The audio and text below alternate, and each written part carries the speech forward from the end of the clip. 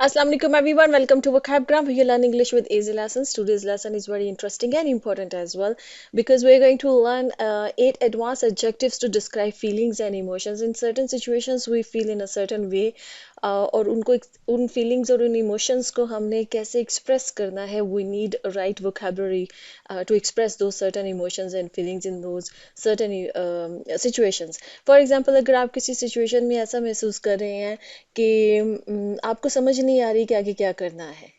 Sometimes हमारी ज़िंदगी में ऐसी सिचुएशंस आ जाती है जहाँ पर हम कंफ्यूज हो जाते हैं, हमें समझ नहीं आ रही होती कि हमने अब नेक्स्ट स्टेप क्या लें, आगे क्या करें, इस सिचुएशन से कैसे निकलें.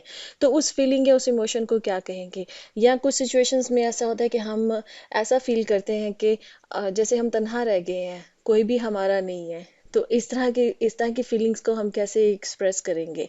या समटाइम्स ऐसा होता है कि मतलब सिचुएशन आपके खिलाफ होती है और आपको फ़र्क ही नहीं पड़ता. कुछ लोग होते हैं ऐसे, उन्हें फ़र्क ही नहीं पड़ता लोग खिलाफ हो जाएं, सिचुएशंस उनके खिलाफ हो जाएं, सर्कमस्टेंसेस उनके खिलाफ हो जाएं, उन्हें फ़र्क नहीं पड़ता है.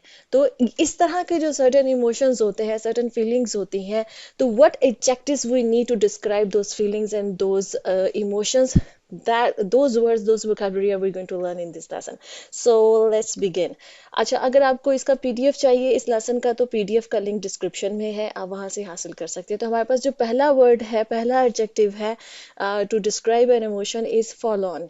फॉल ऑन जो है ना, ये कहा जाता है जब हमें ये लगता है कि हमें अबैंडन कर दिया गया है. देखो, आई फील अबैंडन्ड, ये भी बिल्कुल करेक्ट है.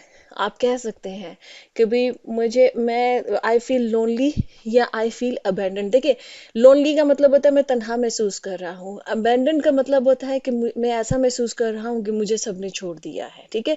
तो उसी को अगर आपने कोई एडवांस वर्ड या एडवांस एडजेक्टिव यूज करना है, तो आप फॉल ऑन वर्ड यूज कीजिए. ठीक है.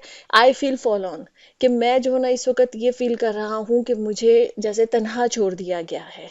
जैसे जैसे जो ना होता है ना, समटाइम्स आपको फील होता है कि जैसे लोगों ने आपको छोड़ दिया है, आप उस सर्टेन सिचुएशन में अकेले रह गए हैं, तो you are feeling forlorn. जैसे कि Sara felt forlorn when she realised her best friend had move to a different country, leaving her feeling isolated and alone. ठीक है. उसने फेल्ट किया फॉल ऑन, मतलब उसको लगा कि अब वो तन्हा रहेगी, अकेली रहेगी, जब उसको ये पता लगा कि उसकी जो बेस्ट फ्रेंड है वो किस दूसरे कंट्री में मूव कर गई है. तो ऐसा होता है जब जब आपके कोई एक एक दोस्त हो जो आपके बहुत क्लोज हो, और अगर वो कहीं किसी दूसरे शहर में या किसी दूसरी कंट्री में चला जाए, तो यू फील फॉल ऑन, या यू फील अबैंडन, या यू फील अलोन. ठीक है. या आप आइसोलेटेड फील करते हैं. ये सारे एडजेक्टिव्स हैं जो इस सर्टेन सिचुएशन को, इस फीलिंग को एक्सप्रेस करने के लिए यूज किए जा सकते हैं. नेक्स्ट हमारे पास है वो है जी नॉनशैलेंट. नॉनशैलेंट हम कब यूज करते हैं. नॉनशैलेंट हम तब यूज करते हैं जब हमें किसी सिचुएशन में किसी चीज से कोई फर्क नहीं पड़ता है. होते हैं ऐसे लोग, और ये होना चाहिए, क्योंकि अगर आप हर जो सेंसिटिव लोग होते हैं ना, वो क्या होता है कि थोड़ी सी भी बात होती है उसको दिल पे लेके बैठ जाते हैं. नहीं, आपको नॉनशैलेंट होना चाहिए, थोड़ा सा स्ट्रांग होना चाहिए, क्योंकि इन सर्टेन सिचुएशंस आपको ऐसा बनना पड़ता है कि आपको उससे फर्क ना पड़े. क्योंकि अगर आप एक्सटर्नल एटमॉस्फेयर का असर अपने ऊपर लेने लगेंगे, तो फिर आप जिंदगी में जो करना चाहते हैं ना, वो नहीं कर पाएंगे, आप आगे नहीं बढ़ पाएंगे. ठीक है. तो फीलिंग अनकंसर्न, कोई फर्क नहीं पड़ता है. अनकंसर्न, इनडिफरेंट इसका सिनोनिम है नॉनशैलेंट का, कि आप इनडिफरेंट फील कर रहे हैं, आपको फर्क ही नहीं पड़ता है. जो कहता है ना कोई दूसरा इंसान कहता रहे, क्या फर्क पड़ता है. तो यू आर नॉन शैलेंट. ठीक है. You are feeling nonchalant. और showing a lack of enthusiasm and interest.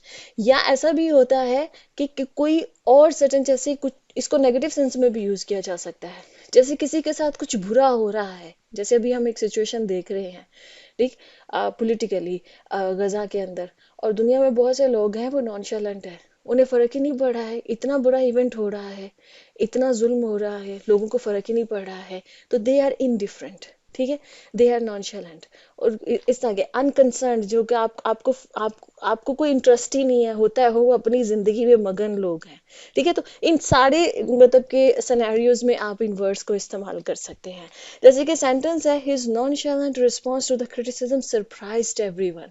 Criticism हुआ है लेकिन उसका रिस्पॉन्स नॉन शैलेंट था, या उसका रिस्पॉन्स इनडिफरेंट था, ही वॉज इनडिफरेंट. ठीक है. कोई फर्क नहीं पड़ता है, मुझे क्रिटिसाइज करते हैं लोग तो करते रहे। He didn't seem bothered by it at all, कि उसको मतलब कि वो बिल्कुल भी नहीं फील लग रहा था कि बॉदर्ड बाय का ये भी यही मतलब होता है कि आपको किसी चीज़ से कोई फर्क पड़े, ठीक है। तो you are not bothered by anything, you are not bothered by criticism, कि आपको क्रिटिसिज्म से फर्क नहीं पड़ता है। नेक्स्ट है जी हमारे पास एम्पथेटिक।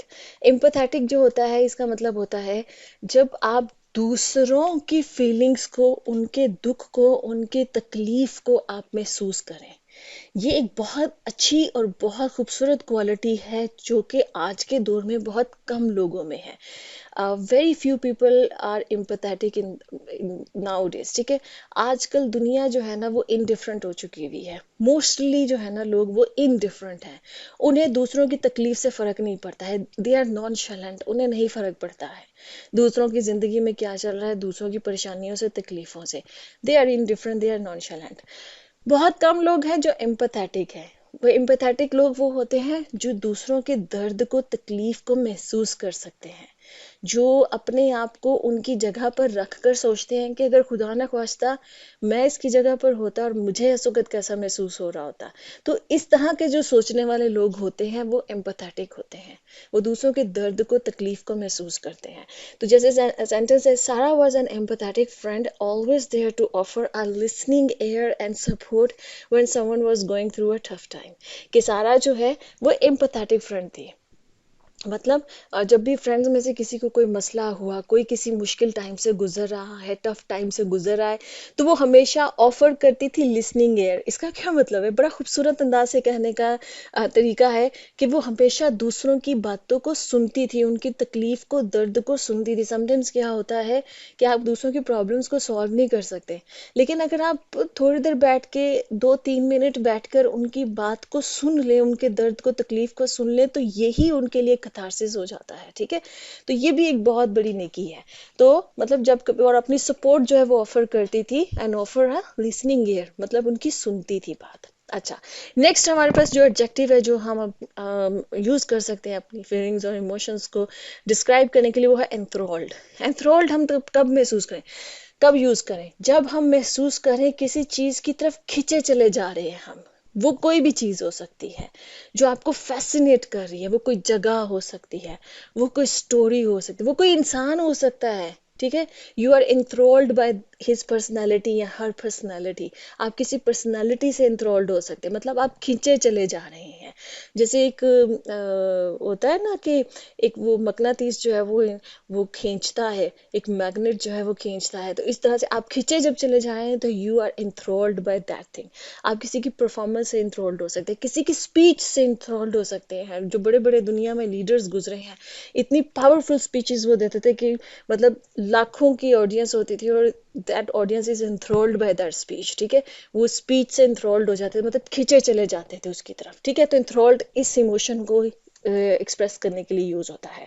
जैसे कि the audience was enthralled by the powerful performance of the lead actor who conveyed raw emotion and intensity on stage। Sometimes होता है ना, कुछ एक्टर्स होते हैं वो किसी इतने खूबसूरत किस्म के इमोशंस को वो एक्ट करते हैं कि you feel enthralled by his performance और हर परफॉर्मेंस, ठीक है। मतलब आप खिंचे चले जाते हैं, आप टू मच इन्वॉल्व हो जाते हैं, ठीक। तो ये फीलिंग के लिए हम इंथ्रोल्ड वर्ड यूज करेंगे। पैनिकी हम कब यूज करेंगे, पैनिकी होता है जब आप एकदम से, आपको फियर भी हो जाए, एंजाइटी भी हो जाए, इनकी एजिटेशन भी हो जाए, ये मिक्स फीलिंग होती है। अगर मैं इसको आपको जो एग्जाम्पल में समझाऊं ना, तो ये जो एग्जाम्पल दी हुई ना, यहाँ से आप इसको समझ सकते हैं। फॉर एग्जाम्पल, आप किसी दूसरे शहर में या दूसरे मुल्क में हैं, और आपके सारे डॉक्यूमेंट्स, जो भी आपका पासपोर्ट है, आपके पैसे हैं, वो चोरी हो जाए वहां पे, आप किसी दूसरी कंट्री में हैं। उस वक्त जो फीलिंग होती है ना, वो क्या होता है, वो एनजाइटी भी होती है, वो फियर भी होता है कि अल्लाह मैं अब क्या करूंगा, किधर जाऊंगा, कैसे करूंगा। और जो है ना वो एजिटेशन भी होती है, आपको गुस्सा भी होता है, आप इरिटेट भी हो रहे होते हैं। तो ये जो सारी फीलिंग्स मिक्स्ड होती हैं, इसको पैनिकी कहते हैं, और इसको पैनिक होना कहते हैं। जब आपको समझ नहीं आती कि ऐसी सिचुएशन में अब करना क्या है, अब आगे क्या करेंगे, किस तरह से बढ़ेंगे, ठीक है। जब आप इस तरह की जो सिचुएशंस होती हैं, जब ऐसे एकदम से कोई नेगेटिव सिचुएशन आ जाए और जिसमें जैसे अभी मैंने ये जो सेंटेंस में, his heart raced and he felt panicky when he realised he had lost his wallet in the crowded market place. आप किसी बाजार में हैं, वहां पे वॉलेट आपका, वो पैसे थे, उतने ही पैसे थे, ठीक है। अब आपको नहीं मालूम है कि नेक्स्ट आपने जाना कैसे वापस।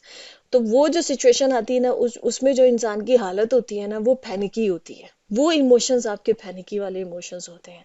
जैसे मैंने अभी पहले एग्जांपल दी कि आप सपोज आप किसी दूसरे मुल्क में हैं और आपके सारे डॉक्यूमेंट्स, पासपोर्ट, आपके पैसे सब अगर खुदा न खास्ता वहां पे चोरी हो जाए और आप वहां पर उस मुल्क में किसी इंसान को नहीं जानते हैं, उस वक्त जो आपकी हालत होगी ना, वो पैनिकी होती है, ठीक है।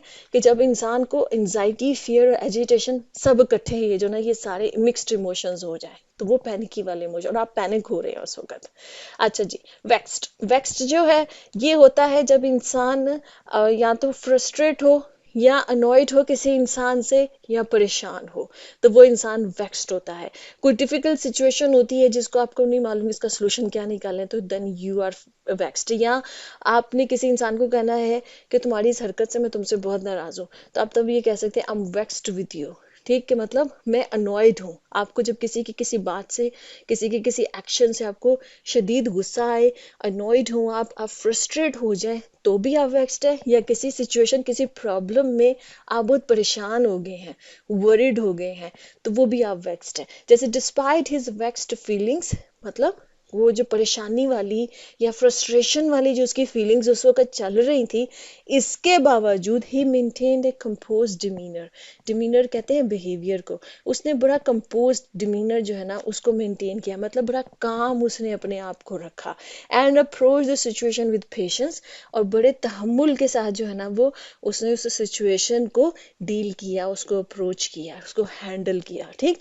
नेक्स्ट हमारे पास वर्ड है, वो है जी इम्पैशन्ड। इम्पैशन्ड का क्या मतलब होता है, जब आप किसी आइडिया को लेकर, किसी कॉज को लेकर आप बहुत ज्यादा इमोशनली इन्वॉल्व हो जाते हैं ना, तो उसको इम्पैशन्ड होना कहते हैं, ठीक। आप किसी भी, वो कोई भी हो सकती है, कोई भी कॉज हो सकती है, कोई भी आइडिया हो सकता है, कोई भी एक्टिविटी हो सकती है, उसमें आप पूरी तरह से फुली इमोशनली इन्वॉल्व है, यू आर इम्पैशन्ड, ठीक। उस वक्त आप इम्पैशन्ड हो रहे होते हैं। जैसे कि सेंटेंस है, her impassioned commitment to environmental conservation led her to dedicate her life to protecting the natural world. अब इन्वायरमेंट से रिलेटेड लोग जो हैं वो इम्पैशन्ड हो जाते हैं, जो भी मतलब इस कॉज से अपने आप को जोड़ लेते हैं और पूरे इमोशंस के साथ जोड़ देते हैं। कुछ लोग आप देख ली पॉलिटिकल, जैसे अभी जो भी गजा का जो चल रहा है, बहुत से लोग इम्पैशन्ड हुए हुए मतलब के इवेंट को लेकर, जो भी वो सिचुएशन इस वक्त चल रही है, और वो बनता भी है जब आप सामने इस तरह की सारी चीजें देखते हैं। और भी कोई कॉज हो सकती है, किसी भी चीज से इंसान इम्पैशन्ड होकर उसके साथ अगर जुड़ जाता है और अपनी पूरी जिंदगी उसके साथ जोड़ देता है, तो वो उस कॉज के लिए इम्पैशन्ड है। अच्छा, नेक्स्ट हमारे पास है, वो है जी नॉन प्लस्ड। नॉन प्लस्ड हम कब यूज करते हैं, जब हमने ये कहना हो आप किसी सिचुएशन में कंफ्यूज हो गए हैं, कोई ऐसी सिचुएशन आई है, अब आप टोटली कंफ्यूज्ड है और आपको समझ नहीं आ रही कि अब मैंने नेक्स्ट क्या करना है, then you are nonplussed. अच्छा, पैनिकी और नॉन प्लस्ड जो है ना, ये थोड़े से मिलते जुलते हैं। पैनिक आप हो रहे होते हैं जब आप उसमें भी यही होता है, आपको समझ नहीं आ रही है, एकदम से ऐसी नेगेटिव से, और ये सर्टन, ये जो दोनों जो होते हैं ना इमोशंस, ये कोई सर्टन एकदम से सडन सिचुएशन आ जाती है, पैनिक हो जाता है इंसान, ओ गॉड क्या करें, अभी क्या करें, ये करना है, वो करना। अच्छा, शादी वाले घरों में भी लोग आपको पैनिक ही नजर आएंगे, क्योंकि उस वक्त लास्ट टाइम तक जो है ना, वो सिचुएशन में अब ये हो गया, अब वो करना है, अब ये करना है, वो करना है, ठीक है, वो भी पैनिक होता है जब आपको समझ नहीं आ रही है, तो अल्लाह ये भी है, ये भी, वो भी। नॉन प्लस्ड होता है जब आप कंफ्यूज हो जाते हैं, टोटली कंफ्यूज हो जाते हैं, ये करूं कि ये करूं, मतलब सोल्यूशन है इसका, ये सोल्यूशन है, ये करना चाहिए, वो करना चाहिए, तो तब आप नॉन प्लस्ड है, ठीक। जैसे कि the unexpected turn of events left him feeling nonplussed and unsure of how to proceed.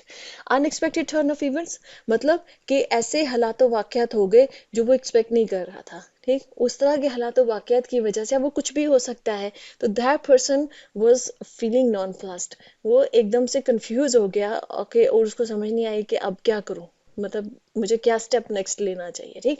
तो हाउ टू प्रोसीड, कि मैं आगे क्या करूँ, ठीक। तो वो नॉन पास्ट हो गया। ओके जी फ्रेंड्स, यहाँ पे लेसन खत्म हो गया है। आई होप कि आज का लेसन आपको इंटरेस्टिंग लगा है, आपने इंटरेस्टिंग वोकैबुलरी सीखी है। And I so next lesson.